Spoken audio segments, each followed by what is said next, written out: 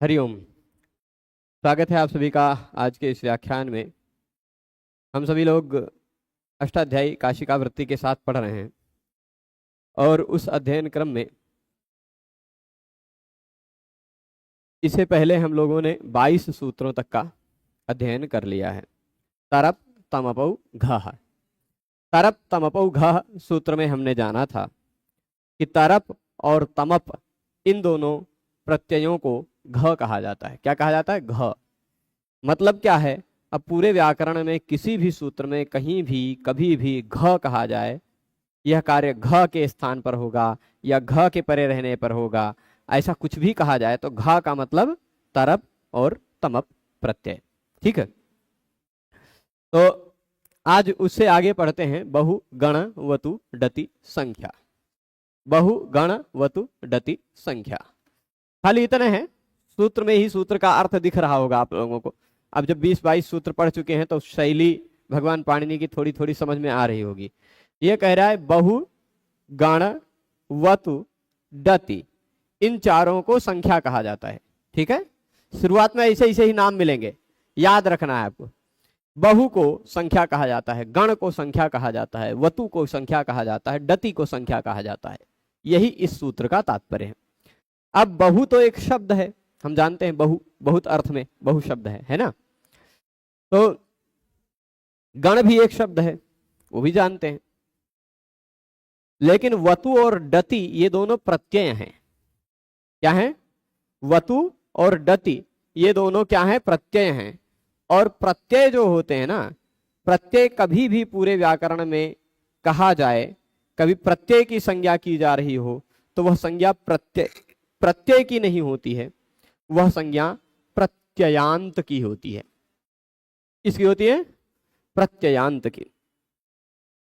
तो जो बहु गण इन दोनों में कोई समस्या नहीं, पर वतु डति को जो संख्या कहा जा रहा है तो उसका मतलब वतु की संख्या संज्ञा होगी, ये नहीं है। वतु प्रत्यय लगकर बने हुए शब्द की संख्या संज्ञा होगी और डति प्रत्यय लगकर बने हुए शब्द की संख्या संज्ञा होगी। ठीक है, जहां कहीं भी प्रत्यय का उल्लेख हो व्याकरण में, वहां उस प्रत्यय शब्द से प्रत्यय की कोई संज्ञा हो रही हो तो वहां उस प्रत्यय की संज्ञा नहीं होती। ठीक, तो प्रत्ययांत की संख्या वो संज्ञा होती है। ठीक है, तो प्रत्यय और प्रत्यय ग्रहण तदंताः ग्राह्य, प्रत्यय ग्रहण होने पर प्रत्यय का भी ग्रहण होता है, प्रत्ययांत का भी ग्रहण होता है। तो वतु प्रत्यय अकेले प्रयुक्त होता नहीं है। वतु प्रत्यय है वह किसी में लग कर ही प्रयोग होगा उसका, क्योंकि प्रत्यय अलग से उसका अलग से अकेले प्रयोग नहीं होता। प्रत्यय हमेशा किसी से लग कर आता है ना, वह अलग नहीं रहता है, लगा हुआ रहता है। तो इसलिए प्रत्यय लग कर बना हुआ जो शब्द है वह संख्या है। ठीक है, वतु प्रत्यय लगकर यावत तावत इत्यादि शब्द बनते हैं और डति प्रत्यय लग करके कति इत्यादि शब्द बनते हैं। तो बहु गण ये दो शब्द तथा वतु प्रत्यय लगकर बने हुए शब्द तथा डति प्रत्यय लगकर बने हुए शब्दों को हम लोग व्याकरण शास्त्र में एक नाम से जानते हैं। वह नाम क्या है? संख्या। लोक में हम संख्या शब्द से क्या समझते हैं? 1 2 3 4 इत्यादि, एकम द्वे त्रीणि चत्वारि इत्यादि, संस्कृत में भी है ना। संख्या मतलब 1 2 3 4 होता है। लेकिन व्याकरण शास्त्र में यदि पूछा जाए संख्या क्या है तो आप क्या बताएंगे? संख्या है बहु गण वतु और डति। बहु और गण दो शब्द हैं, वतु और डति दो प्रत्यय हैं। तो बहु और गण दो शब्द तथा वतु प्रत्यय लगकर बना शब्द, डति प्रत्यय लगकर बना शब्द, इसको कहा जाता है संख्या। इतना अर्थ समझ गए सूत्र का? तो सूत्र का इतना ही अर्थ है, बाकी जो कुछ भी है वो समझने के लिए है, समझने के लिए, मतलब इसी को विस्तार से उदाहरणों के लिए, उदाहरण बताने के लिए बाकी बातें। ठीक, व्याकरण शास्त्र में कभी कभी कुछ वर्णों का या कुछ शब्दों का संक्षेप रूप में निर्देश करने के लिए भगवान पाणिनि संज्ञा कर देते। अब उनको बार बार बहु के लिए भी कोई नियम बनाना है, गण के लिए भी कोई नियम बनाना है, वतु के लिए भी कोई नियम बनाना है, डति के लिए भी कोई नियम बनाना है, तो सब शब्दों को अलग अलग बार बार कहने की क्या आवश्यकता?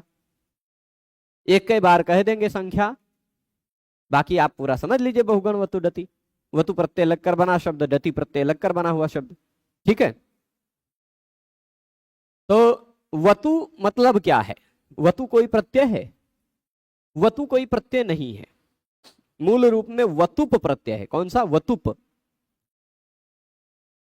वह वतुप प्रत्यय में से बचता है वतु, इसलिए वतु लिख दिया है। ठीक है, वतु का मतलब वतु कोई प्रत्यय नहीं है, वतुप प्रत्यय। वतुप आधा प भी है उसके साथ साथ। ठीक है,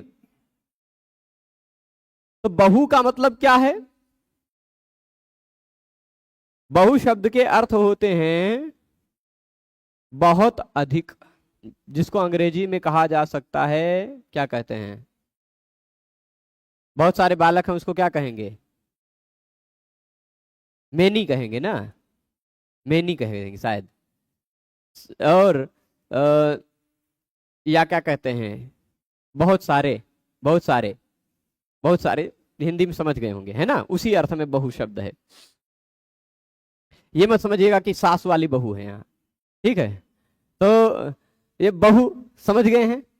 गण शब्द का भी दो अर्थ है। गण शब्द गिनती के अर्थ में है, ठीक, और गण शब्द गण गण गिनने अर्थ में भी है। और गण शब्द का अर्थ एक टीम भी होता है, टीम, है ना?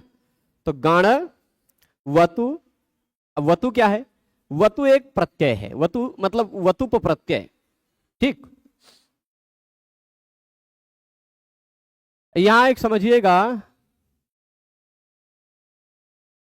अर्थ तो होते हैं, गण शब्द के दो अर्थ होते हैं, लेकिन गण शब्द का गिनना अर्थ जो है उस अर्थ में संख्या कहा जाएगा।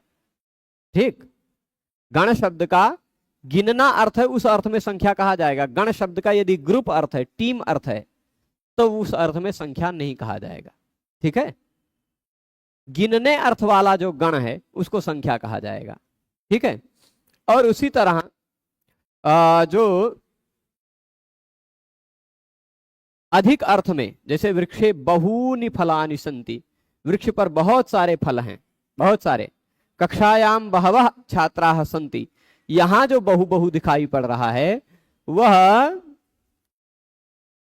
बहु शब्द संख्या संज्ञक होगा, परंतु बहुत का मतलब मात्रा में भी होता है कभी कभी।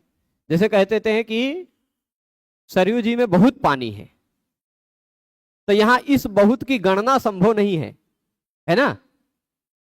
जिस बहुत की गणना संभव हो ऐसे बहु को यहां बहु शब्द से लिया गया है। सरयू जी में तो बहुत पानी है, पर वो बहु जो है, उस अर्थ वाला बहु जो है, उसकी संख्या संज्ञा नहीं होगी। ठीक, परंतु ये आश्रम में बहुत छात्र हैं, यहां जो बहु है, आश्रम में बहु छात्रा, उस बहु की गणना संभव है, तो उसको संख्या कहा जा सकता है। ठीक, तो बहु और गण दोनों का तात्पर्य समझ गए होंगे। वतु प्रत्यय के बारे में है। वतु जो है ना, एक यद तदेतेभ्यः परिमाणे वतुप, सूत्र क्या है? यद तदेतेभ्यः परिमाणे वतुप, सूत्र नंबर 5-2-39। ठीक है, सूत्र नंबर निकाल लेंगे, 5-2-39। सूत्र क्या है? यद तदेतेभ्यः परिमाणे वतुप, यद तद एतद, इन तीनों शब्दों से परिमाण अर्थ में वतुप प्रत्यय होता है। यद तद एतद, इन तीनों शब्दों से परिमाण अर्थ में वतुप प्रत्यय होता है। ठीक है, यद तदेतेभ्यः परिमाणे वतुप। अब इसके बाद आगे क्या कह रहे हैं कि अच्छा, किमिदम्भ्याम वो घः, किमिदम्भ्याम वो घः, ऐसा सूत्र है। किम इदम शब्द से भी वतुप प्रत्यय करता है। ठीक, लेकिन वतुप जो है ना, वतुप के व को घ हो जाता है, तो वतुप घतुप हो जाता है। ठीक, वो किमिदम्भ्याम, वो घा एक और नियम। तो वतुप के लिए केवल दो सूत्र हैं, एक यत तदेतेभ्यः परिमाणे वतुप, यत यावत, यत शब्द से वतुप लगकर यावत बनता है, तद शब्द से वतुप लगकर तावत बनता है, एतद शब्द से वतुप लगकर एतावत बनता है। यावत, तावत, एतावत, तीनों लिंगों में ये शब्द चलते हैं, यावत, तावत, एतावत। ये जो तीन शब्द बने हैं वतु लगकर, वतु पर मैं चल रहा हूं, बहु और गण को मैंने प्रकाशित कर दिया, वतु पर चलने। वतु का मतलब क्या है? यद शब्द, तद शब्द, एतद शब्द, इन तीनों शब्दों से परिमाण अर्थ में, है ना, परिमाण अर्थ में वतुप प्रत्यय लगता है। परिमाण मतलब नापने या क्या कहते हैं, जिससे मान किया जा सकता है, जिससे नापना संभव है ना। तो यत परिमाणम, जितना परिमाण है, इस अर्थ में यावत कहा जा सकता है। यत परिमाणम मतलब यावत, तत् परिमाणम तावत, एतत् परिमाणम एतावत। ठीक, ऐसा अर्थ लिया जाता है। परिमाण अर्थ में वतुप प्रत्यय लगता जो है, यत तदेतेभ्यः परिमाणे वतुप 5-2-39 नंबर सूत्र से लगता है। उसी के तुरंत बाद 5-2-40 नंबर सूत्र भी है, किमिदम्भ्याम वो घ। ठीक है, किम इदम शब्द के बाद भी वतुप प्रत्यय लगता है, पर वतुप प्रत्यय के व के जगह पे घ हो जाता है। अब जब कभी भी घ हो जाता है तो वतुप बन गया घतुप, घत, वतुप का बचता है वत, घतुप का बचता है घत, घत बचेगा ना। पर यहां भी है वतुप ही, वतुप के व के जगह पे घ हो गया है, और प्रत्यय का पहला वर्ण घ आ जाए तो आयने यह फटखा छघाम प्रत्ययादि नाम से घ के जगह पे ईय हो जाता है, ईय। तो ईय अत इयत, तो किम इयत कियत बन जाता है ना। और इदम यत इयत, ठीक, कियत और इयत ये दोनों शब्द बनते हैं, कियत इयत ये दो शब्द बनते हैं कहां से? ये भी वतुप प्रत्यय लगकर बने हुए शब्द हैं। घ हो जाने के कारण य दिखाई पड़ रहा है, वत नहीं दिखाई पड़ रहा है, यत दिखाई पड़ रहा है, पर है ये दोनों शब्द ही। कुल मिलाकर के आपको 5 शब्द ऐसे मिलेंगे, यावत, तावत, एतावत, कियत और इयत। इयत, ये 5 शब्द हैं, वतुप प्रत्यय बनकर मूल रूप से बनते हैं। मैं पांचों को यहां एक बार लिख देता हूं, क्योंकि हो सकता है सुनने में कुछ लोगों को वर्ण इधर उधर सुनाई पड़ गया हो। तो यद शब्द से जब वतुप लगता है तो बन जाता है यावत, ठीक। उसी तरह तद शब्द से वतुप लगता है तो बन जाता है तावत, एतद शब्द से जब वतुप लगता है तो बन जाता है एतावत। यावत, तावत, एतावत। और फिर उसके बाद इदम और किम शब्द से जब वतुप प्रत्यय लगता है तो वतुप का व को घ बन जाता है और फिर घ को ईय हो जाता है, इसलिए किम शब्द से जब वतुप लगता है तो बन जाता है कियत, ठीक। और इदम शब्द से जब वतुप प्रत्यय लगता है तो बन जाता है ईयत। ये 5 शब्द ही वतुप प्रत्यय लगकर बनते हुए हैं, 5 ही, ठीक। अब इन 5 शब्दों को तीनों लिंगों में हम प्रयोग कर सकते हैं, यद्यपि इसको पुल्लिंग में करेंगे तो यावत जैसे भगवत का भगवान हो जाता है, वैसे यावत का यावान, यावंतो, यावंतः, है ना। भगवत शब्द है मूल रूप में, भगवान, भगवंतो, भगवंता हो जाता है जैसे, वैसे यावान, यावंतो, यावंतः ऐसा रूप बनता है, ठीक। वैसे ही तावान, तावंतो, तावंतः, और एतावान, एतावंतो, एतावंतः, ठीक। ये जो है इयत में, कियत में कियान, कियंतो, कियंतः, अत जो है वह आन हो जाता है पुल्लिंग में, है ना। भवत, भवान, भगवत, भगवान, विद्वत, विद्वान, है ना। अत आन हो जाता है प्रथमा विभक्ति में। तो वैसे कियत बन जाता कियान, कियंतो, कियंतः, इयान, इयंतो, इयंतः, ये पुल्लिंग में। स्त्रीलिंग में भी जैसे भगवत बन जाता है भगवती, वैसे स्त्रीलिंग में भी ये यावती, तावती, एतावती, कियती, इयती, ये इस तरह चल जाएगा, है ना। अब नदी की तरह शब्द रूप चला लीजिएगा, यावती, यावत्यौ, यावत्यः, नदी, नद्यौ, नद्यः की तरह, एतावती, एतावत्यौ, एतावत्यः, तावती, तावत्यौ, तावत्यः, कियती, कियत्यौ, कियत्यः, इयती, इयत्यौ, इयत्यः। मैं इसलिए बोल रहा हूं क्योंकि आपको पता चले कि ये तीनों लिंगों में चलते हैं, 5 शब्द, लेकिन तीनों लिंगों में मिला करके बन जाते हैं 15 शब्द, है ना। पुल्लिंग में ही है, मूल रूप में पांचे हैं, पर ये तीनों लिंगों में अलग अलग शब्द रूप इसके चलते हैं। नपुंसक लिंग में यावत, यावती, यावंती, तावत, तावती, तावंती, एतावत, एतावती, एतावंती, ऐसे ही इयत, इयति, इयंती, कियत, कियति, कियंती, ऐसा रूप चलता है जगत शब्द की तरह। जगत, जगती, जगंती। तो अत जिसके अत अंत में है, ऐसे शब्द की तरह इसके सारे रूप पुल्लिंग, स्त्रीलिंग, नपुंसकलिंग तीनों में चलेंगे। ये हो गई बात वतु की। आप जान गए बहु, गण, वतु। ठीक है। दति भी एक प्रत्यय है। दति भी एक प्रत्यय है जो केवल किम शब्द से लगता है। ठीक है, किम शब्द से लगता है दति प्रत्यय। तो दति प्रत्यय लगकर बनता है केवल एकमात्र शब्द जिसको कहा जाता है कति।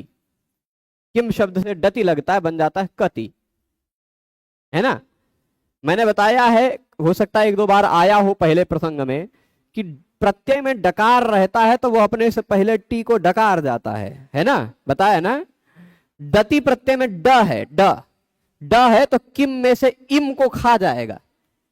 किम में जो स्वर वर्ण से लेकर के इम है उसको खा जाएगा, किम में से खाली क बचेगा। क अति, दति का अति बचा, कति बन गया। ठीक है, तो कति ये दति प्रत्यय लगकर बना हुआ उदाहरण है।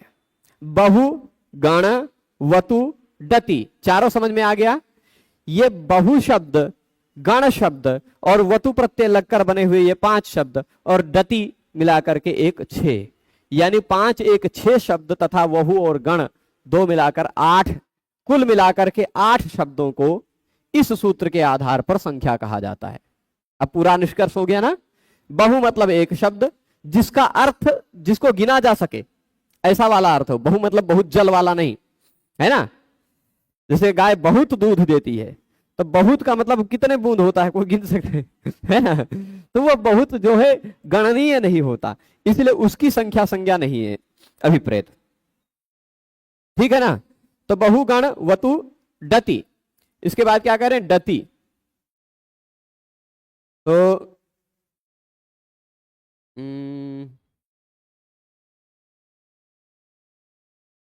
यहां देखिएगा,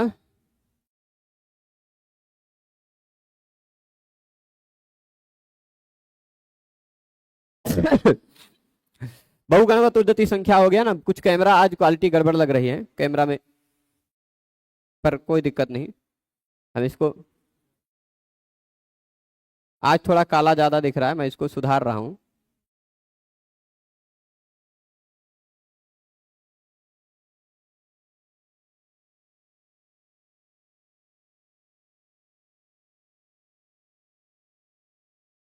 कोई दिक्कत नहीं,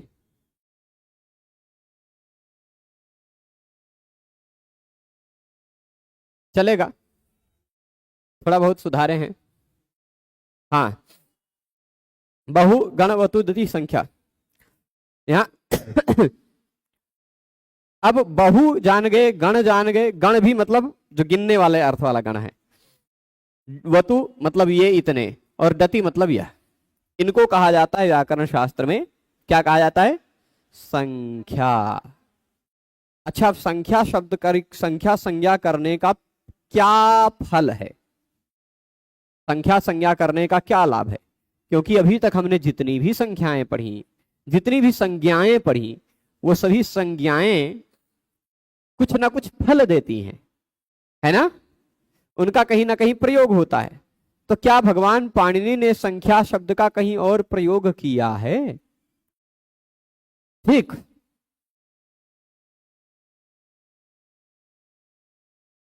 तो एक और विशेष बात यह है, बहु, गण, वतु, दति संख्या से इतने को संख्या कहा गया है। इसका मतलब यह है कि लोक में जो 1 2 3 4 5 6 7 8 संख्या है उनको संख्या नहीं कहा जाएगा, ऐसा नहीं है, है ना। लोक में जो 1 2 3 4 इत्यादि संख्या है, एकम, एक, द्वि, त्रि इत्यादि जो संख्याएं हैं संस्कृत में, उन संख्याओं को भी संख्या कहा जाएगा। उनके अतिरिक्त लोक में कुछ और ऐसी है जिनको संख्या नहीं कहा जाता है, उनको भी संख्या कहा जाएगा, है ना। यानी भगवान पाणिनि ने देखा कि बहुत सारे नियम ऐसे हैं जो उन सारी 1 2 3 4 इत्यादि संख्याओं पर लग रही हैं, पर उसके साथ साथ बहु शब्द, गण शब्द, वतु प्रत्ययांत शब्द और डति प्रत्ययांत शब्दों पर भी लग जा रहे हैं। तो इसलिए भगवान पाणिनि ने इन सबको भी संख्या बना दिया। ठीक है, ये सभी भी क्या है? संख्या ही है कि अब सीधे संख्या कह करके नियम बनाएंगे, वो सभी के लिए नियम लग जाएगा। ठीक है, तो अब अष्टाध्यायी में कोई अलग सूत्र लोक में प्रसिद्ध संख्या को संख्या बनाने के लिए नहीं किया है। इसलिए जहां कहीं भी संख्या कह करके भगवान पाणिनि कोई काम करना चाहते हैं, वहां वह कार्य उभय गतिरिह भवति, एक परिभाषा मिलेगी लगभग, परिभाषा नंबर परिभाषेन्दु शेखर में 18 के आसपास। परिभाषेन्दु शेखर में पुस्तक में परिभाषा नंबर 18 के आसपास होगा। जो लोग 1 2 लोग कहे कि आप पढ़ाते हैं तो कुछ कुछ पुस्तकों का नाम बीच में बोलते हैं, तो हम वो भी खरीद के रख लिए हैं। आप बोलते हैं तो तुरंत हम खोल के देख लेते हैं, तो इसीलिए मैं नंबर भी बता दिया कि उभय गति भवति, उसको आप दृष्टि में रख लीजिएगा, उसका भी प्रसंग इस सूत्र में आएगा। मैं एकदम से राइट नंबर बता देता हूं, नहीं 9 नंबर पे ही है, 18 कैसे पहुंच गया मैं? नहीं, तो कुछ दूसरा है।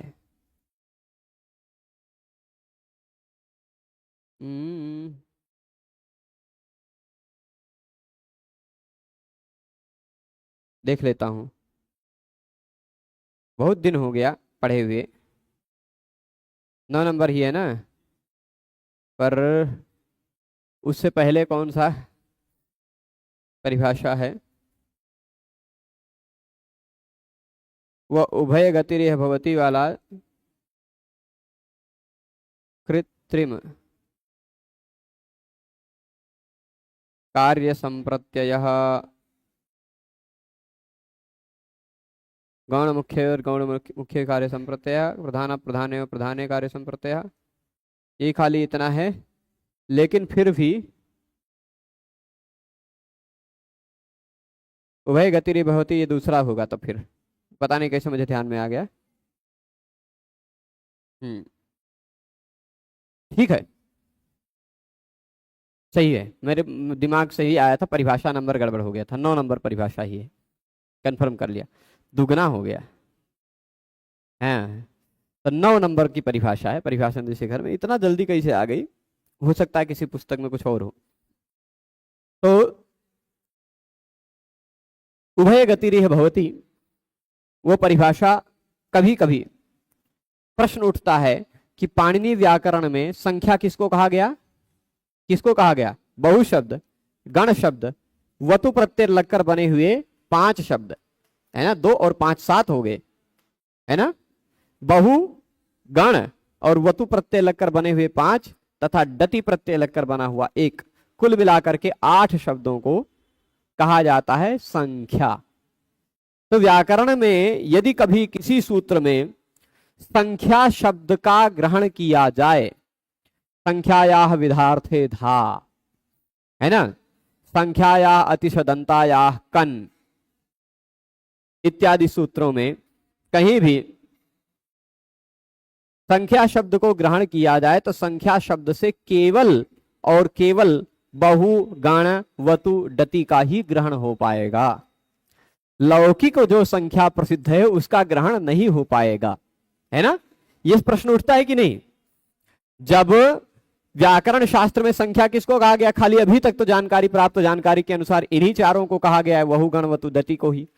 तो बहु, गण, वतु, डति, गण एक बार फिर से बता दें। देखिए, गण शब्द जो है वह,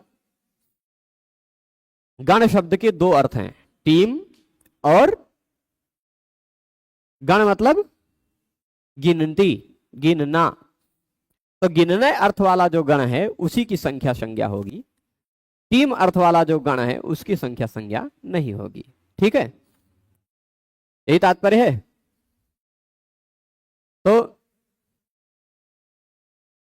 पालीवाल हर्ष जी कह रहे हैं नानुबंध कृतमने काल, उनको कुछ मिल रहा है परिभाषा, ऐसा नहीं है। उभय गतिरेह भवति परिभाषा के बारे में मैं चर्चा कर रहा था कि जब कभी पूरे व्याकरण में कभी भी किसी सूत्र से संख्या शब्द का उल्लेख मिल जाए, किसी सूत्र में संख्या शब्द का उल्लेख मिल जाए, तो व्याकरण में तो संख्या केवल इन चारों को कहा गया है अभी तक प्राप्त जानकारी के अनुसार। तो 1 2 3 4 के लिए कैसे नियम बन पाएगा वो? तो कहे यह व्याकरण शास्त्र में उभय गति ही भवती, दोनों गति होती है। दोनों गति होती है मतलब कि एक तो कृत्रिम संज्ञा है और एक अकृत्रिम संज्ञा है। कृत्रिम मतलब जिसको बनाया गया है। पाणिनि भगवान ने इन चारों को संख्या बनाया है, ये संख्या नहीं है ना। जैसे पार्वती, गौरी, शची, स्त्री इत्यादि नदी नहीं है, नदी नहीं है, लेकिन पाणिनि भगवान ने उसको कह दिया कि ई अंत में आ रहा हो, स्त्रीलिंग हो, मतलब नदी है ना। तो जब पाणिनि भगवान उसको नदी कह रहे हैं, क्या कह रहे हैं? नदी। तो यह जो नदी है वो कृत्रिम नदी है। व्याकरण शास्त्र में ही केवल उसको नदी कहा जाएगा। लोक में ऐसा चाहे कि कोई उसमें नहा ले, है ना, तो वो नहीं नहा सकता है, तो वो नदी नहीं है। तो कुछ संज्ञा होती है कृत्रिम संज्ञा होती है जो केवल व्याकरण शास्त्र में जानी जाती है, और कुछ होती अकृत्रिम होती है वास्तविक संज्ञा। नदी एक प्रसिद्ध नदी भी है और एक नदी व्याकरण शास्त्र वाली नदी भी है। उसी तरह संख्या एक प्रसिद्ध संख्या भी है जिसको 1 2 3 4 इत्यादि कहते हैं, और संख्या के साथ साथ एक वो क्या नाम है लोक में जो प्रसिद्ध संख्या वो 1 2 3 4 इत्यादि, और बहुगण वतुदति इत्यादि भी है ना। तो इसलिए उभय गति रेह भवती कह रहा है कि दोनों गति मानी जाएगी। लौकिक संज्ञा जो लोक प्रसिद्ध संज्ञा है वह भी संज्ञा होगी, जो लोक प्रसिद्ध संज्ञा नहीं है व्याकरण शास्त्र में प्रसिद्ध संज्ञा है वो भी होगी। ठीक है। तो कभी भी संख्या शब्द का निरूपण करके कोई नियम बनाए भगवान पाणिनि, तो वह नियम इन 4 प्रकार के मतलब कुल मिलाकर 8 शब्दों पर लगेगा और 1 2 3 4 इत्यादि संख्याओं पर भी लगेगा। स्पष्ट है? तो अभी बता रहे हैं बहु गण वतु डति इत्येते संख्या संज्ञा भवंती, ये इतने को संख्या कहा जाता है। बहु कृत्वः, ये शब्द कैसे बना? आ जाते हैं अब उदाहरण पर। ठीक है, उदाहरण पर आ जाते हैं। बहु कृत्वः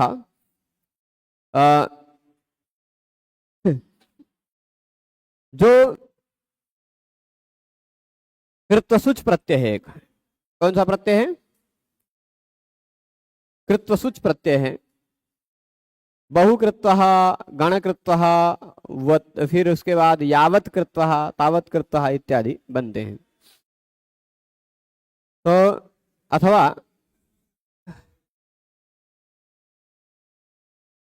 चलेगा, बहुकृत्वः बनाते हैं संख्यायाः क्रियाभ्यावृत्ति गणने कृत्वसुच।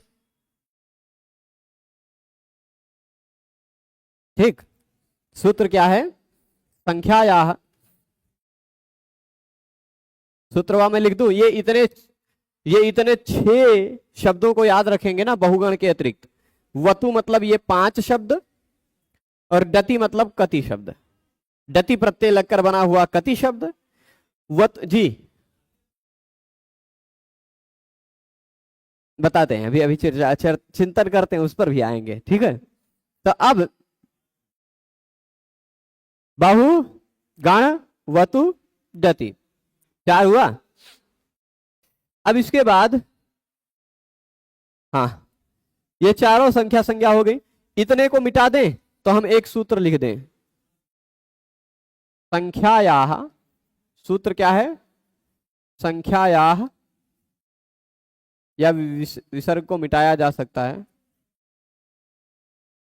है कि नहीं है, शायद देखना पड़ेगा। संख्यायाः क्रिया, विसर्ग है मुझे ऐसा लगता है, क्योंकि क के परे रहने पर विसर्ग का लोप नहीं होता है। तो संख्यायाः क्रियाभ्यावृत्ति गणने, क्रियाभ्यावृत्ति गणने प्रत्यय लगता है कौन सा? कृत्वसुच। कृत्वसुच ऐसा एक प्रत्यय। क में नीचे री है, आधा त है, फिर व है, फिर सुच है, कृत्व सुच। सूत्र नंबर यदि आप देखना चाहें तो 5, 4, 17 पर देख सकते हैं। अष्टाध्यायी में यदि आप पलट कर देखना चाहें तो 5, 4, 17 पर उस सूत्र को निकाल कर देख सकते हैं। संख्यायाः क्रियाभ्यावृत्ति गणने कृत्व सुच। ठीक है, सूत्र क्या कहता है? किसी संख्या सूचक शब्द से, समझिएगा, जो संख्या है उस संख्या से कृत्वसुच प्रत्यय लगता है, संख्या से कृत्वसुच प्रत्यय लगता है। ठीक है, अब संख्या का मतलब क्या? बहुगण वतुदति भी और एक द्वि त्रि चतुर इत्यादि भी है ना।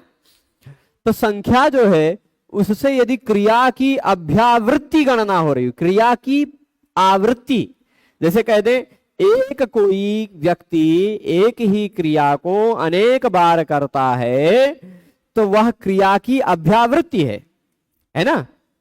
जैसे हम ऐसे कह दें कि मैं दिन भर में 3 बार भोजन करता हूं, तो मेरे भोजन क्रिया की 3 बार अभ्यावृत्ति हो रही है कि नहीं? तो वह मैं 3 शब्द के बाद कृत्वसुच प्रत्यय लगा सकता हूं, पर 3 शब्द के बाद कृत्वसुच नहीं लगेगा, उसका अपवाद आ जाएगा, द्वित्रि चतुर्भ्या सुच लग जाता है। कृत्वसुच नहीं लग जाता है, द्वित्रि चतुर्भ्या सुच, कृत्वसुच के अर्थ में ही सुच खाली लग जाता है। तो द्वि भोजनम करोमि, त्रि भोजनम करोमि, चतुः भोजनम करोमि, 2 बार, 3 बार, 4 बार, ऐसा बार अर्थ में। तो संख्या सूचक शब्द से बार, कितनी बार कितने क्रिया की अभ्यावृत्ति हुई है, उस अर्थ में कृत्वसुच प्रत्यय लग जाता है। ठीक है, तो गण बहुकृत्वा मतलब बहुत बार, बहुकृत्वा मतलब बार बार, बहुत बार, ऐसा अर्थ है। बहुधा, तो यह कृत्वसुच वाला जो है वह कृत्वसुच प्रत्यय कहां लगता है? संख्या सूचक शब्द से ही लगता है। पंचकृत्वा 5 बार, पंचकृत्वा, पंच भी तो एक संख्या है, लौकिक संख्या भी संख्या है, और ये जो 8 शब्द हैं वो भी संख्या है ना। तो जो बता रहा था पंचकृत्वा, षट्कृत्वा इत्यादि शब्द भी बनेंगे। फिर इसके बाद बहु गणकृत्वा, गणु से भी वही कृत्वसुच प्रत्यय लगा। तावत कृत्वा, तावत शब्द से वही उसी सूत्र से कृत्वसुच प्रत्यय लग गया। और फिर उसके बाद कति, डति प्रत्यय लग करके, ये बहु का उदाहरण मिल गया, बहु का उदाहरण मिल गया ना, गण का उदाहरण मिल गया, वतु का उदाहरण मिल गया, और फिर डति का उदाहरण मिल गया, कति कृत्वा। हाँ, कृत्वसुच प्रत्यय, कृत्वसुच प्रत्यय लगता है। प्रत्यय कौन सा है? कृत्वसुच। कृत्वसुच में से उ और च गायब हो जाता है, बचता है कृत्वस, उसी स को विसर्ग होकर कृत्वा बन जाता है। ठीक, कृत्वसुच का कृत्वा बन जाता है। ठीक है, तो ये हो जाएगा तावत कृत्वा, कति कृत्वा, ये सारे बहु गण वतु डति, इन चारों को संख्या कहा गया ना। इसी तरह लौकिक संख्या में भी पंचकृत्वा, षट्कृत्वा इत्यादि भी कृत्वसुच प्रत्यय लगेगा। ठीक है, तो अब एक तो कृत्वसुच प्रत्यय वाला संख्या संज्ञा का फल हमको मिल गया, संख्यायाः क्रियाभ्यावृत्ति गणने कृत्वसुच। अगला एक सूत्र है संख्यायाः विधार्थे धा, संख्यायाः विधार्थे धा। ये प्रसंग बस आ रहे हैं सूत्र ना, आपको लग रहा है हम पढ़ रहे हैं वास्तविक में केवल बहुगण वतुदति संख्या, लेकिन आपको प्रसंग में आ गया संख्यायाः क्रियाभ्यावृत्ति गणने कृत्वसुच। वो जब दोबारा आएगा उस भविष्य में 5वें अध्याय में पढ़ते पढ़ते, तब हमारे लिए पुनरावृत्ति हो जाएगा। और ये भी वहीं आएगा जब भविष्य में पढ़ते पढ़ते संख्यायाः, तो वहां भी प्रसंग यह पुनरावृत्त हो जाएगा।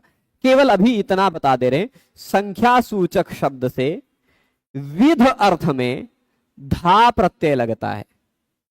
ठीक, जैसे पंचविध, पंचविध 5 प्रकार का, ऐसा कहना हो, है ना, 2 प्रकार का, 3 प्रकार का, बहुत प्रकार का, ऐसे प्रकार अर्थ में कहना हो, विध अर्थ में कहना हो, उस विध अर्थ में संख्या सूचक शब्द से धा प्रत्यय लगता है।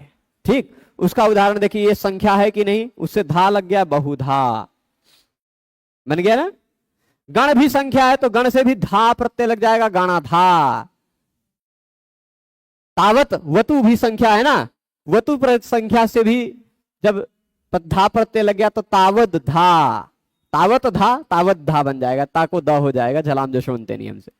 ठीक, झलाम जशोंते नहीं लगेगा, झलाम झसी लग सकता है, झस है। फिर उसके बाद तावत काहा या झलाम जशोंते ही लगाएगा, कोई दिक्कत नहीं।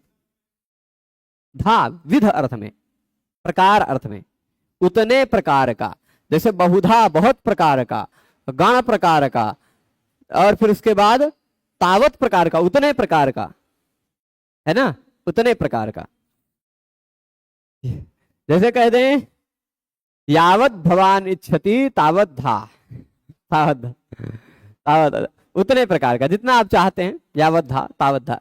उसी तरह अब धा हो गया वतु में, डति में कतिधा, कितने प्रकार का भाई, कतिधा, कितने विध, ये समझ गए। संख्या शब्द की, संख्या संज्ञा का फायदा क्या हो गया, एकधा द्विधा त्रिधा पंचधा षोधा सप्तधा अष्टधा इत्यादि धा धा उस संख्याओं में भी हमने देखा है, इन संख्याओं में भी देखा है। अच्छा, जो संख्या एकधा द्विधा त्रिधा चतुर्धा इत्यादि में जो नियम लगते हैं वो कति में भी लग जा रहा है, कतिधा, इसलिए पाणिनि भगवान ने सोचा कि चलो इसको भी संख्या के ग्रुप में डाल देते हैं, डाल दिया, इसलिए संख्या शब्द कर दिया, है ना। जो 1 2 3 4 इत्यादि पर नियम लग सकता है वो यावत तावत इत्यादि पर भी लग जाता है, इसलिए उसको भी संख्या में डाल दिया, है ना। बहुगण को भी उसी में डाल दिया, इसलिए चलेगा। अब इसके बाद संख्याया अतिशदंताया कन, एक और सूत्र है वो भी बता देते हैं। संख्याया अतिशदंताया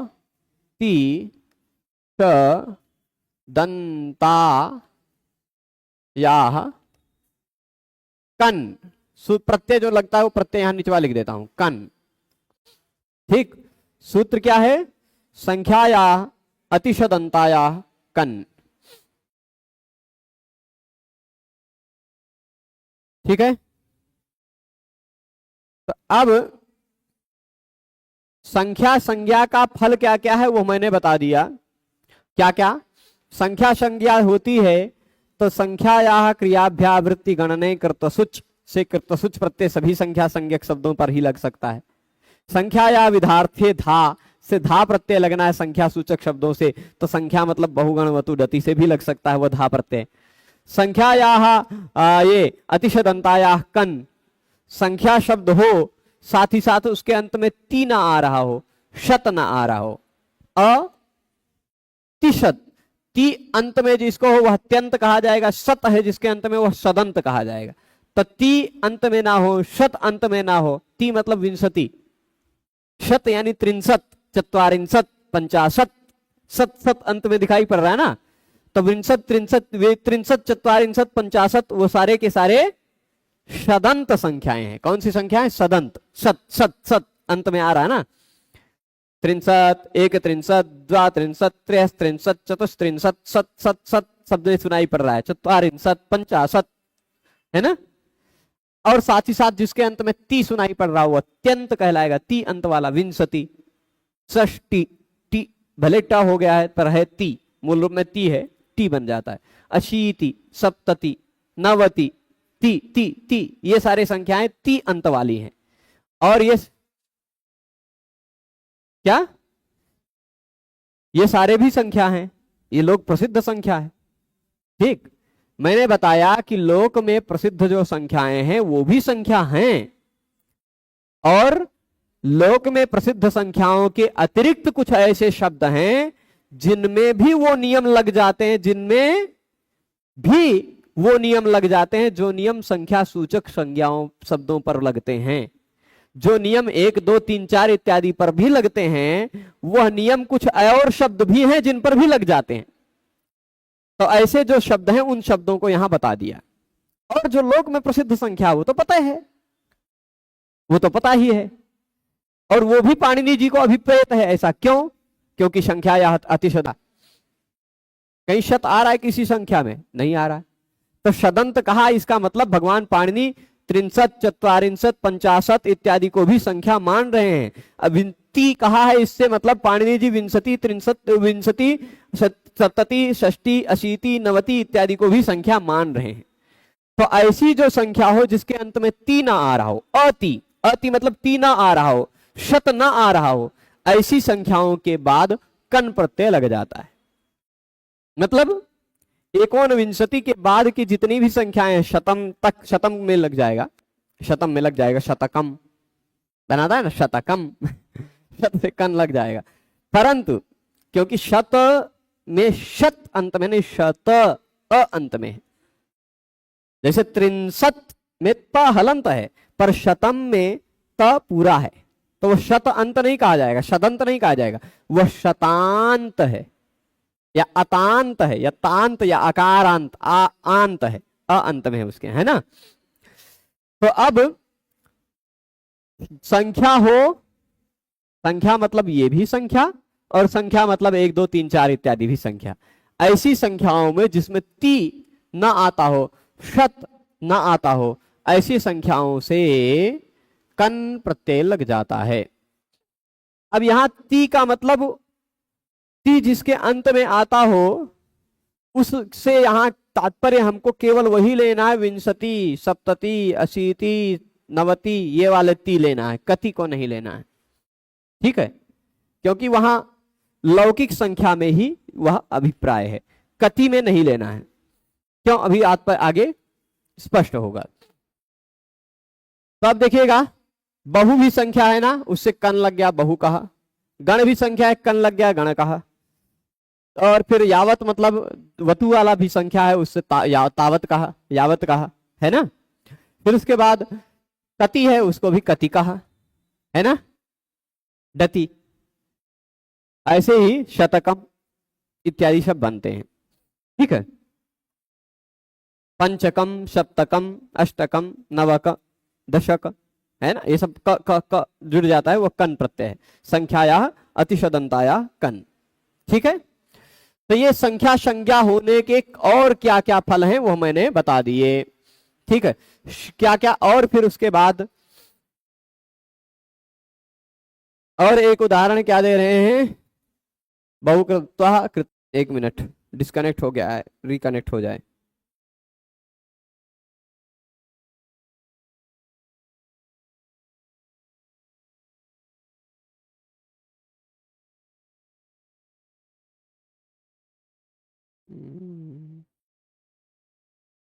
देखिए, यावत तावत शब्दों से संख्या का बोध कैसे हो सकता है?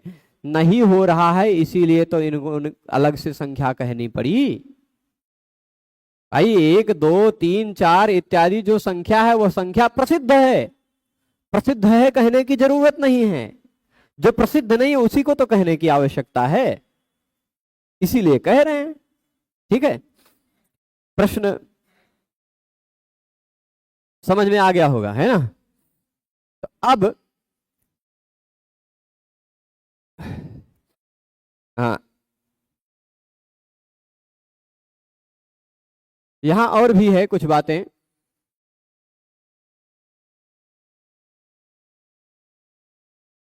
और यहाँ कुछ और भी वार्तिक भी हैं 1 2, वो वार्तिक संभवतः है क्या, संख्यावाचिनो रेव भूर्जादीनां निवृत्त्यर्थम बहुगण शब्दयो वैपुल्य संघे च वर्तमाने और यह ग्रहणम नास्ति। यहाँ एक बात बता रहे हैं, ए भाई खतरनाक है।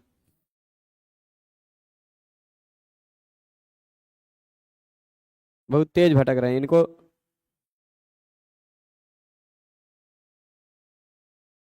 एक पक्षी है, छोटा सा पक्षी, जो कभी कभी काट लेता है तो मोटा हो जाते हैं, वही पक्षी मंडरा रहा है बहुत ज्यादा। अरे प्रभु, रुकिए, इनका उपाय करते हैं, इनका अब उपाय कर देंगे, आने दीजिए। हाँ, कहाँ गया? अच्छा, हाँ, ठीक है, ठीक है। तो अब भाई,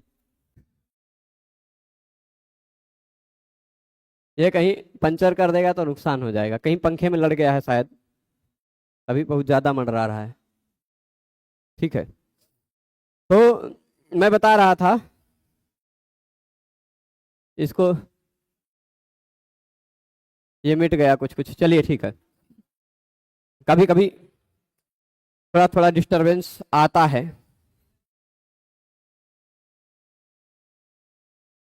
यहाँ अब देखिएगा,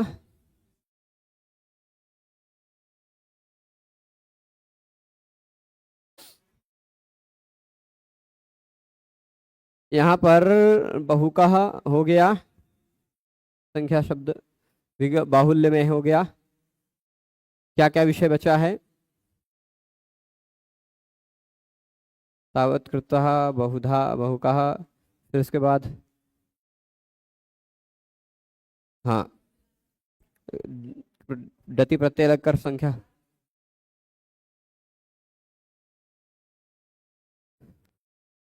ठीक है, तो अब मैं बता रहा था एक बहुशः इत्यादि जो शस प्रत्यय लगता है, मुझे जो इसका नियम आ रहा है इसमें संख्या कहीं दिखाई नहीं पड़ रही है। नियम में देख लेता हूं कहीं संख्या की अनुवृत्ति आ रही है क्या।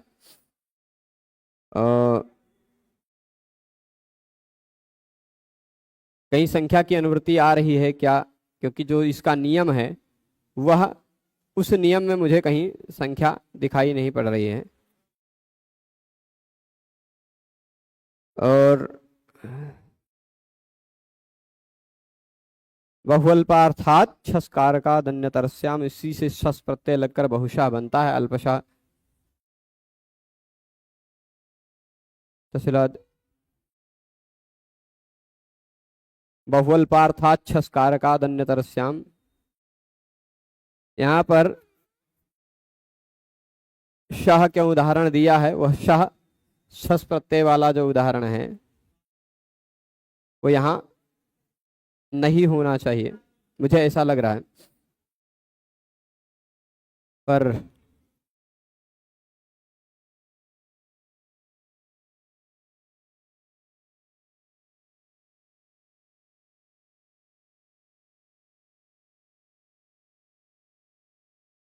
यहाँ एक मिनट,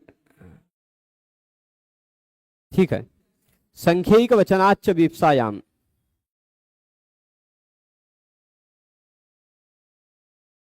संख्यिक वचनाच्च विप्सायाम, यह सूत्र मुझे ध्यान में नहीं आ रहा था, कभी कभी ऐसे हट जाता है। विप्सायाम 5 4 43 नंबर का सूत्र है, 5 4 43, 5 4 4 3, ठीक, 5वां अध्याय 4था पाद, 43 नंबर का सूत्र। क्या नहीं प्रभु, अंग्रेजी में, कोई अंग्रेजी में पढ़ना हो आपको तो सीके वासु ने है एक, उन्होंने अंग्रेजी व्याख्या लिखी है, वो एससी वासु हैं, एससी वासु, वो आप पढ़ सकते हैं, है ना। तो संख्यिक वचनाच्च विप्सायाम ये कहता है संख्या एक वचन हो, उससे विप्सा अर्थ में कारक से शस प्रत्यय लगता है विकल्प से, ठीक। तो संख्या का एक वचन हो तो बहुशः, बहुसंख्या है, एक वचन में शस प्रत्यय लग जाएगा। गणशः, तावत सह, तावत सह होगा लेकिन तावत छह बन जाएगा, सस छोटी है, शस प्रत्यय इसी सूत्र से, संख्यिक वचनाच्च विप्सायाम। इसमें सस नहीं लिखा है, इसी के पिछले सूत्र में 5 4 42 में लिखा है, अष्टाध्यायी में देखिए 5 4 42, इसी के जस्ट पीछे वाला सूत्र है, उसमें सस दिखाई पड़ रहा है, बहुफल्पार्थात छस कारकाद अन्यतरस्याम, है ना। वहां पर शस लिखा है पिछले सूत्र में, वहां से संख्यिक वचनाच्च विप्सायाम आ जाता है, ठीक है। तो ये शस प्रत्यय लग करके, शस प्रत्यय लग करके बन जाता है क्या, गुरुजी कियत काल पर्यंतम का अर्थ क्या होगा? भित लोगों को बोलते हैं, सुना है। बहुत कियत काल पर्यंतम, कितने समय तक, ठीक, ये तात्पर्य होता है। तो अब देखिएगा, संख्यिक वचनाच्च विवसाय में समझ गए कि सस प्रत्यय लगता है संख्या शब्द से, तो बहु संख्या है सस लग गया, गण संख्या है सस लग गया, वतु प्रत्यय लगकर बना हुआ तावत यावत इत्यादि संख्या है सस लग गया, और फिर उसके बाद डति प्रत्यय लगकर बना हुआ कति शब्द भी संख्या है, इसलिए कतिशस, कतिशा है। ये शस जो है वह शस बहु अल्प अर्थ में है, बहु अल्प अर्थ में नहीं है, विप्सा अर्थ में। विप्सा, विप्सा का तात्पर्य होता है पुनः पुनः निर्देश करने के लिए। जैसे कहते हैं बहुशः, मतलब बहुत बार बार मैंने तुमसे कहा है ये बात, ठीक, पुनः पुनः, पुनः पुनः निर्देश के अर्थ में। कतिशः, कितने बार, बार बार बार बार, ऐसा, ठीक। वैसे ही शस अर्थ में है, विप्सा अर्थ में। तो अब यहां बहुगण शब्द, यहां तक पहुंच समझ गए होंगे आप लोग। बहुगण वतु डति संख्या में आप कहां पहुंच गए? बहु शब्द, गण शब्द, वतु और डति ये दोनों संख्या संज्ञक होते हैं। बहुकृत्वा, गण, बहुधा, बहुकः, बहुशः, बहुगण, ये हो गया। कृत्वा में कृतसुच प्रत्यय है, बहुधा में धा प्रत्यय है, बहुकः में कन प्रत्यय है, बहुशः में शस प्रत्यय है ना। उसी तरह यहां भी कृतसुच, धा, कन, शस, कृतसुच, धा, कन, शस, कृतसुच, धा, कन, सच, सस, है ना। सारे उस तरह से बन जाएंगे। ऐसे ही एक शह, वो भी कहते हैं पंचशः, है ना। कन प्रत्यय जो है ना, संख्या या अतिशदंता या कन, मुझे लगता है स्वार्थ में होना चाहिए। एक मिनट में इसको कंफर्म कर लेता हूं। संख्या या अतिशदंता या कन का अनुवृत्ति क्या आ रही है, मुझे प्रसंग नहीं याद है 5वें अध्याय का, पर तात्पर्य क्या है? आर्हादप गोपुच्छ संख्या परिमाण, संख्यावाची शब्द जिसके अंत में ती अथवा शत न हो, उसमें आर्हीय प्रकरण में कन प्रत्यय होता है। आर्हीय कई अर्थों में है, ठीक, कई अर्थों में है, मतलब आर्हीय प्रकरण है पूरा का पूरा।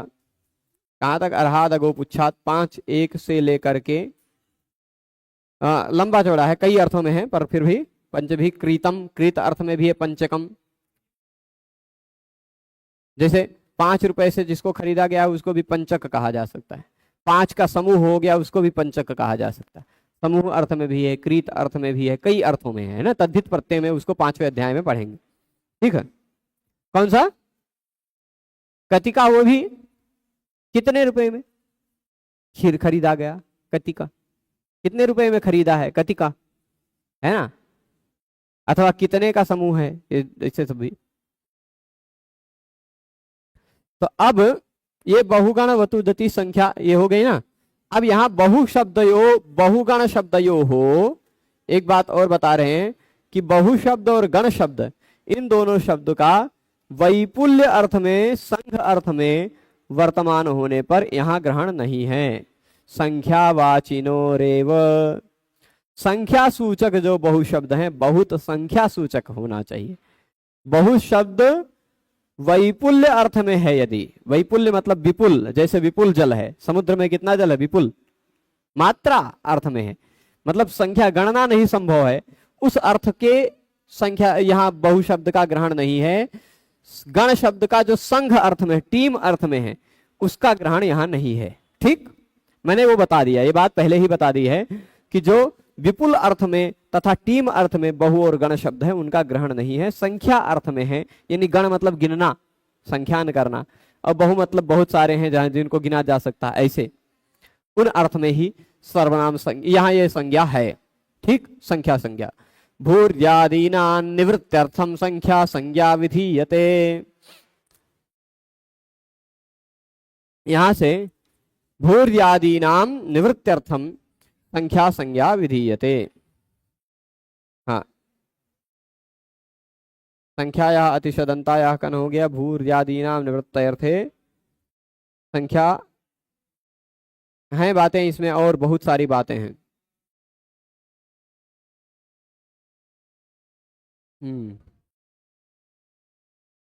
भूर्यादीनां निवृत्त्यर्थम संख्या संज्ञा विधीयते।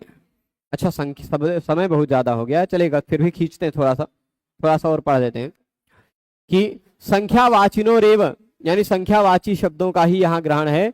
भूरी इत्यादि शब्दों का, भूरी इत्यादि का, भूरी भूरी भूरी जानते हैं, भूरी भूरी, धन्यवाद, ऐसा कहते हैं ना। तो भूरी इत्यादि शब्दों का निर्देश न हो सके, भूरी इत्यादि शब्दों की निवृत्ति के लिए, ठीक है, संख्या संज्ञा विधीयते। अर्धपूर्व पदश्च पूर्ण प्रत्ययांतः संख्या संज्ञो भवतीति वक्तव्यम समासकन विद्यार्थम अर्ध पंचम सूर्प। अच्छा है, इसमें और कई चीजें वार्तिक हैं, एक दो वार्तिक हैं, उनको भी समझेंगे। पर यहाँ ये जो भूर्यादीनाम क्या कह रहे हैं, भूर्यादीनाम निवृत्त्यर्थम संख्या संज्ञा विधीयते अर्थपूर्व पदश्च पूर्ण प्रत्ययांतः संख्या संज्ञो भवतीति वक्तव्यम समासकन विध्यर्थम। दो बातें हैं, ये दोनों जो लिखे हुए हैं ये दोनों क्या हैं, वार्तिक हैं। तो ये यहाँ वार्तिक का सीधे सीधे शब्द बदला हुआ मिल जाता है कहीं कहीं काशी का व्याख्या में। फिर भी भूरी प्रभूत इत्यादि शब्द हैं, भूरी आदि मतलब आदि शब्द से और किसका किसका ग्रहण किया जा सकता, वही मैं खोज रहा था। तो भूरी, भूरी मतलब भी बहुत होता है, और प्रभूत मात्रा में, प्रभूत, प्रभूतम धनम अस्ति, प्रभूत धन है। तो भूरी शब्द है, प्रभूत शब्द है, ऐसे कुछ और शब्द हैं जिनकी संख्या संज्ञा ना हो सके, इसलिए यहाँ संख्या शब्द है ना, संख्या संज्ञा का विधान किया गया है, ठीक है, भूरी इत्यादि की निवृत्ति के लिए। संन्यास व्याख्याकार यहाँ कहते क्या हैं कि भूरी प्रभूतम इत्येवम आदयस्तज्जातीयाः प्रचुर विशेषवाचिनः शब्दाः। भूरी प्रभूत प्रचुर इत्यादि जो शब्द हैं उनका भी, उनकी संख्या संज्ञा न हो जाए, इसीलिए बहुगण शब्द का संख्या संज्ञा कर दी गई। बहु अर्थ में भूरी भी है, बहु अर्थ में प्रचुर भी है ना, प्रभूत भी है। तो इन सब शब्दों की भी संख्या होने लग जाती, इन सब शब्दों की भी संख्या संज्ञा होने लग जाती, इसलिए केवल बहु शब्द को ही लेना है, केवल गण शब्द को ही लेना है, इसलिए बहुगण शब्द को कह दिया गया है। भूरी प्रभूत प्रचुर इत्यादि शब्दों को नहीं लेना है, भूरी इत्यादियों की निवृत्ति के लिए संज्ञा यहाँ बहुगण शब्दों की गई है। आगे कह रहे हैं कि अर्धपूर्व पदश्च पूर्ण प्रत्ययांतः संख्या संज्ञो भवति इति वक्तव्यम समासकन विध्यर्थम। अब इस वार्तिक को समझने के लिए हमको समास की बात कुछ समझनी पड़ेगी, पूर्ण प्रत्यय की बात समझनी पड़ेगी, जो अभी तक पूर्णतः आपसे अपरिचित है, ठीक। पर थोड़ा सा संस्कार के लिए बता देता हूं, रिवाइज हो जाएगा कल के व्याख्यान में, तो ये ज्यादा मजबूत हो जाएगी। जैसे हिंदी में हम 1 2 3 4 इत्यादि संख्या गिनते हैं, इसको कहा जाता है संख्या। पर अगर हम कह दें आज कौन सी तिथि है भाई, कौन सी तिथि है, आज है चतुर्दशी, है ना, चतुर्दशी ही है ना। तो यदि हम ऐसा कह रहे हैं कि आज चतुर्दशी है, तो इसका मतलब 14 तिथियां एक साथ आ गई हैं क्या, 14 तिथियां हैं कि 14वीं तिथि है। तो 14 और 14वीं में अंतर है। जब हम 14 कहते हैं तो 14 का मतलब 14 लोग रहेंगे तभी कह सकते हैं, है ना। 14 कहने पर 14 लोगों का बोध होगा, लेकिन हम कह दे रहे हैं 14वां, तो वह केवल उसी एक ही व्यक्ति का बोध होगा, है ना, पूर्ण, इसको पूर्ण कहा जाता है। जैसे यहाँ 3 लोग बैठे हैं, हम कहते हैं 3, तीन यहाँ हो तो तीनों लोग आएंगे, लेकिन तीसरा यहाँ हो कह दें तो तीसरा मतलब केवल एक ही व्यक्ति आएगा, है ना। तीसरा मतलब कोई एक ही व्यक्ति जो तीन में तीसरे नंबर पर बैठा है। भाई दूसरे वाला, तो दूसरा वाला मतलब दो है भले ही, लेकिन है वो कोई व्यक्ति एक ही, है ना। तो ऐसे ही कहते हैं कि इस क्लास में जो 16वें नंबर पर बैठा है वो इधर आया, ऐसे कह दें। तो 16वें पर बैठा है उसको वैसे बुला रहे हैं, तो इसका मतलब 16 लोग आएंगे या नहीं, 16 नंबर पर जो बैठा है वो व्यक्ति आएगा, है ना। तो इस तरह की जो संख्याएं होती हैं, पहला, दूसरा, तीसरा, चौथा, पांचवा, छठा, सातवां, आठवां, इस अर्थ में संस्कृत में पूर्ण प्रत्यय होते हैं, पूर्ण प्रत्यय। तो उसको कहा जाता है द्वितीय, तृतीय, चतुर्थ, पंचम, षष्ठ, सप्तम, अष्टम, नवम, दशम, एकादश, द्वादश, त्रयोदश, चतुर्दश, पंचदश, षोडश, सप्तदश, तीनों लिंगों में होते हैं।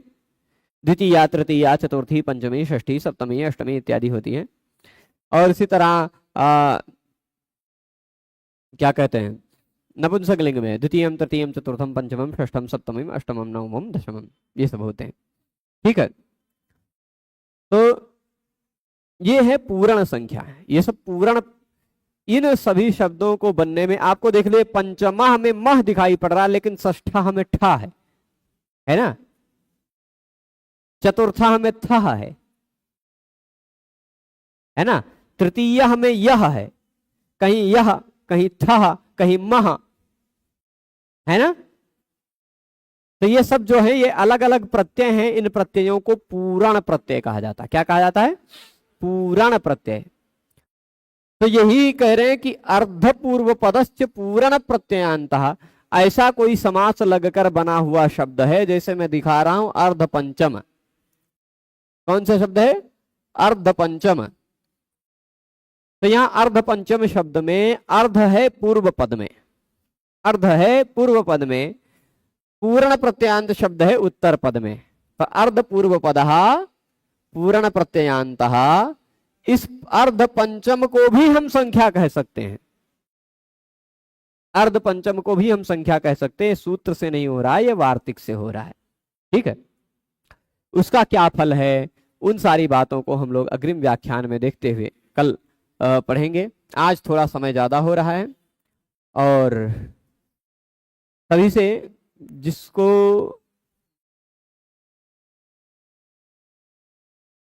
जिसको प्रारंभ से संस्कृत सीखना हो वह कैसे पढ़े। कभी संस्कृत नहीं पढ़ा परंतु अब संस्कृत में विद्वान बनना चाहता है, तो प्रारंभ कहाँ से किए?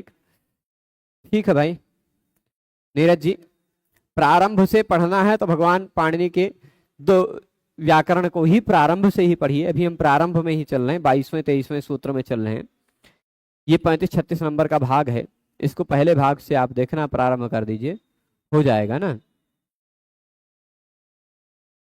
प्रश्न है वृद्धिर्यस्य चामादिस तद्वृद्धम। अच्छा, यह प्रश्न का उत्तर देने को मैंने कहा था सभा सन्नयने भवः में। प्रथम आ, केवल आ को मान करके यदि एकाकी आ होता तो उसको वृद्धि नहीं कही जाती, वृद्ध संज्ञा नहीं हो पाती, यह तात्पर्य है। कुछ होगी बात और उसको देख करके हम बताएंगे, ठीक है। और फिर इसके बाद और कोई प्रश्न है? ठीक है, चलेगा। विषय को यहीं संपन्न करते हैं। सभी लोग जुड़े रहे उसके लिए सभी को बहुत बहुत धन्यवाद। नमो नमः। आप लोग इस सारे व्याख्यानों को अधिकाधिक लोगों तक पहुंचा सकते हैं, जिससे जो लोग नहीं भी जुड़कर अभी नहीं पढ़ पाते हैं वो लोग बाद में जा सकते हैं। वो लोग मतलब क्रमशः अभी पहले के वीडियोज को देख करके आगे का लाइव भी पढ़ सकते हैं, है ना। और अभी पहले अध्याय तक ऐसा नहीं है कि आप बीच में आ रहे हैं तो समझ में नहीं आएगा, आएगा। बीच में भी आ रहे हैं जो शुरुआत से एकदम नहीं पढ़े हैं, बीच के भी सूत्रों को पढ़ रहे हैं तो समझ में आ रहा होगा, है ना। पर शुरू से पढ़ने का एक और आनंद है, ठीक है। हाँ, सुप्तिगंतम पदम में अंत ग्रहण क्यों किया गया, वह सुप्तिगंतम पदम सूत्र पढ़ते समय हम लोग देख लेंगे, ठीक है। अर्थ लिया जा सकता था, क्यों नहीं किया गया, तरपतमों की तरह ही कहा जा सकता था, पर क्यों नहीं कहा गया वो बताएंगे, ठीक है। अभी चलेगा। सभी लोगों को जुड़े रहने के लिए बहुत बहुत धन्यवाद। मुझे थोड़ा जरूरी कार्य से जाना है, और उस कार्य के लिए 6:30 बजे से ही फोन आ रहे हैं मेरे पास, तो मैं निकलूंगा। सभी लोग पूरे व्याख्यान में जुड़े रहे, उसके लिए बहुत बहुत धन्यवाद। नमो नमः। जरूरी काम है प्रभु, हमें कमरा देखना है, कमरा। हम्म।